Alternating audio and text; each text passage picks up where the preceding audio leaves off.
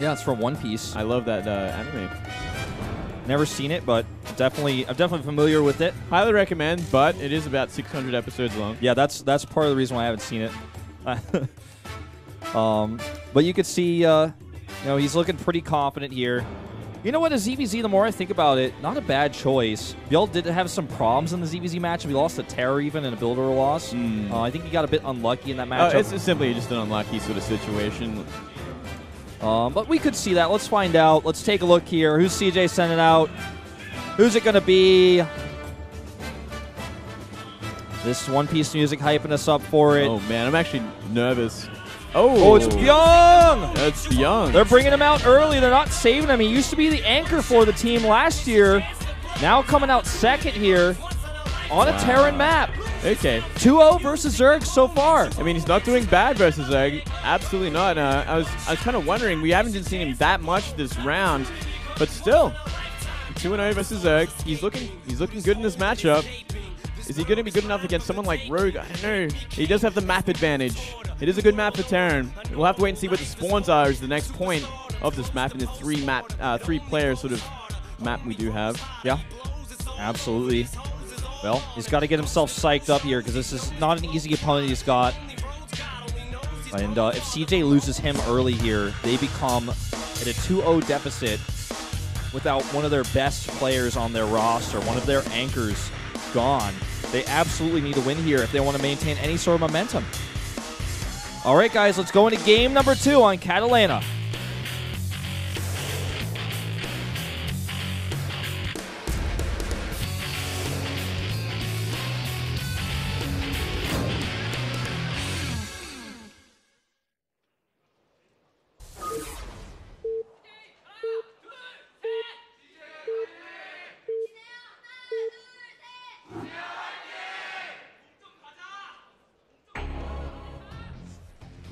All right, over here at the 9 o'clock, the challenger.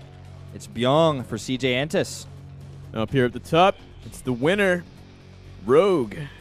Can he do it again? He does have a nice positioning against Terran on this map. He can get a pretty decent third base away from the Terran, which is something you always want. If he was in the sort of like the 6 o'clock position, he'd have a bit of an awkward time. He'd have to get like that middle third base instead of the one to the left. So, yeah, it makes things a little bit harder on this kind of map. But where he is now, he should be happy. And he is going straight towards the Terran base with that Overlord. Starting Overlord, which is going to help out a lot. Flew all the way from California for Pro League. Thank you to my beautiful wife. It says at the bottom in Korean the same thing. Thank you to my beautiful wife. Very politely there as well. Wow, that is fantastic. So thank you to that beautiful wife for bringing him down here. Really appreciate that. Wonder if his wife's Korean or if that's why he's typed it out like that. Maybe he's just like the best wife in the world, and then like sent him to Korea to watch professional StarCraft. Just been saying, he says Pro League is fun and tasty there in that sign. Didn't quite see the bottom part. Something for 7 years. Maybe he's been coming for 7 years. Most likely, what that said there. Wow. Maybe saying that's why he's been coming for 7 years, because Pro League is fun and tasty. Absolutely. Can't argue with that, especially when there's pizza in the house. Seeing the, when we get back to the game, I guess, we'll be seeing a Reaper expand from Bbyong as the opening against a 15 pull from Rogue. So Rogue taking a little bit safer sort of route. Gonna try and get those 6 lings out in the map as soon as possible. Very safe approach. I like how he's been doing this. In the first game, already taking the third base, going into a bit of a mind game, and then now in game 2, going ahead and dropping that pool first. Ooh, and a pretty early gas. Yeah, gonna get that speed pretty early on. Not a bad choice on this map. It is kind of hard to deal with Reapers. If the player so chooses to go for extra Reapers, I mean, you got that back door which is wide open that Reapers can just jump up.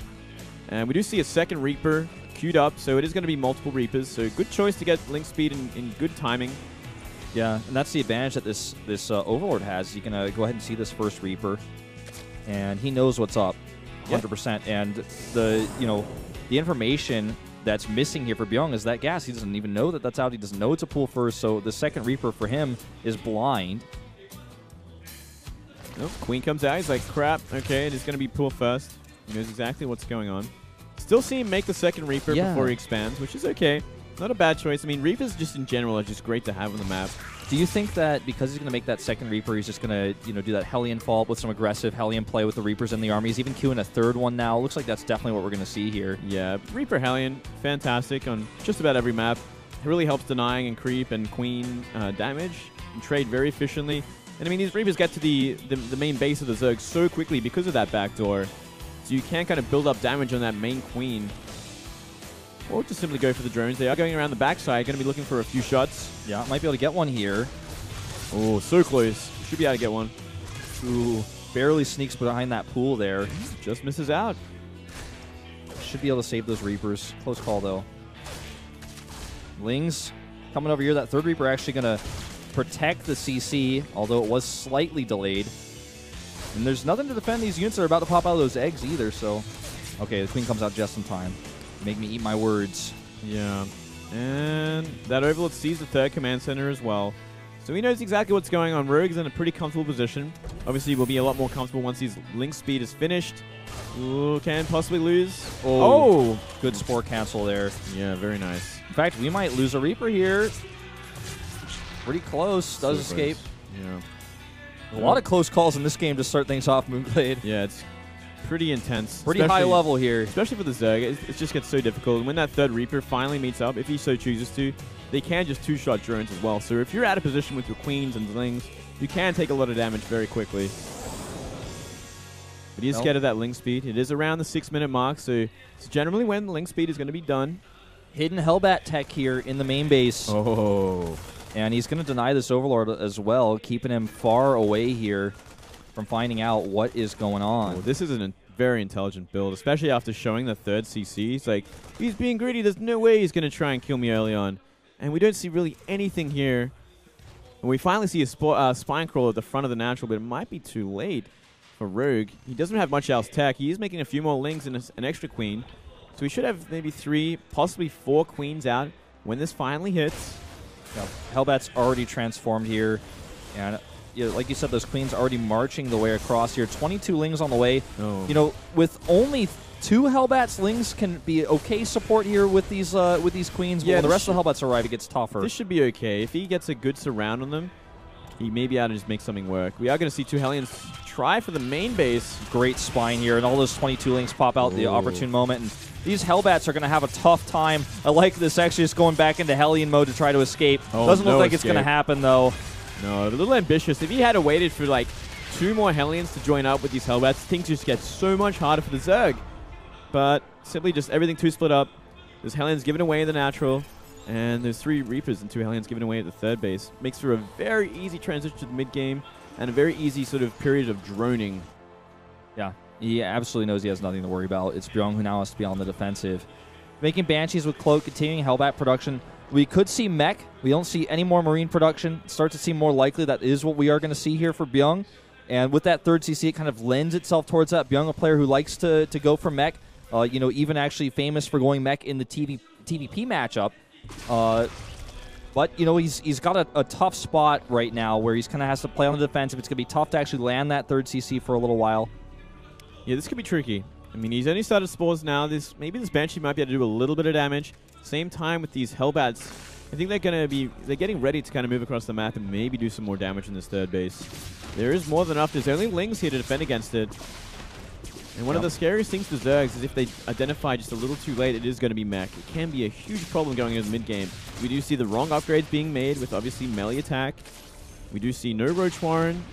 We see no desire to going into mute attack or anything like that very early. So it gives Terran a lot of time, which can be very scary. Oh, nice plant. That was very nicely done there. And 2 Hellions get caught as well. And this is just not going Bbyong's way right now. A few Hellbats do join up, so that's going to be a bit of a concern. Because he doesn't have any roaches, he's just got pure Ling Queen against a ton of Hellbats over here. Yeah, a lot of queens though. That's 5 queens. Is going to help out. It's going to really push him back. Banshee's not going to get anything done. Yeah, Banshee definitely not going to. Ling's looking for a counterattack. Yeah, oh, the wall. He missed. Oh, that was close. Yeah, he was watching. He had them selected. He knew what was going on. That was a very, tense moment there. Had he missed that, that could have been huge. Still no Roach Warren in production, which is kind of making me scared, Wolf. He's going to really need them, I think, in the mid-game, unless he plans to simply go into Ultras or maybe Mutas, but he's only got 4 gases as well, adding his 5th and 6th now.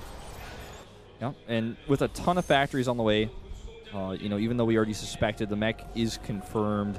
Rogue still doesn't know. Yeah, he's getting a Baneling nest right now, in fact. He just hasn't been able to identify that there's no Marines in production. He hasn't been able to see the factories. And, you know, this sort of opening does transition well into Bio, but hold that thought because Lings are now on the third base uncontested. They're able to sneak by the Hellbats, do some hold position harass here. He will lose a lot of them. Actually, not really. In fact, he gets away, even gets a few into the natural. Wow. Really nicely done.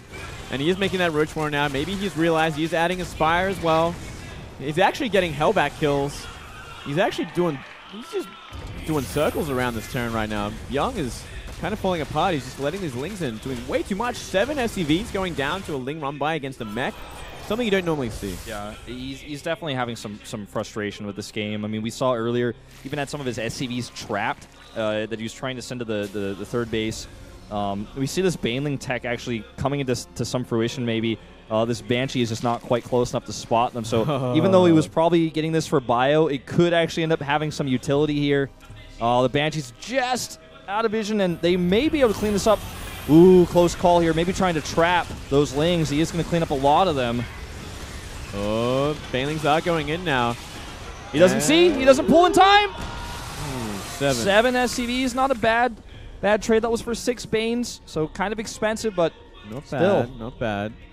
While this is all happening, we are seeing the 4th base go down for Rogue, making a lot of Roaches, starting the Roach upgrades, and making Aspire. I wonder if he's going to be adding Corruptors. I think Corruptors would be kind of the best addition considering how many Banshees we see. There's no way you're going to get Mutas out to really deal with them because there is a lot of Thors in production. In fact, he's about to have 5 Thors, if I'm not mistaken. 6, yeah. Yeah. So, you know, the Mutalisks are absolutely not going to come into play here, at least not for a while, but he needs to get Siege Tanks out to deal with this Roach force. Siege Tank's going to help. I mean, even with like a lot of Thors, you can deal with Roaches to an extent. If you have enough buffer with Hellbats and obviously a lot of DPS from the Banshees. I mean, there's a lot of Banshees out right now. You see 4, and that is more than enough to kind of really help out and deal with Roaches. And they will, of course, benefit from that +1 for mech. You know, they're going to have that extra attack, so something to consider. Not just regular vanilla Banshees here. This Barracks falls, it means you can't make any more factories, so that is somewhat significant here, but it looks like it is going to escape. Yeah, that's a hard kill for Queens. Actually, he might end up getting that. It's getting pretty low. He's going to have to repair it. Yeah. I don't even know if he really wants to make any more factories. Not for a while, right? Yeah, 3 base, 4 factories. 5 factories, sorry. Yeah, that's more than enough. Oh, Ling's coming here again to the natural. Oh, no. This has been such a pain, not only in the natural, but the main as well.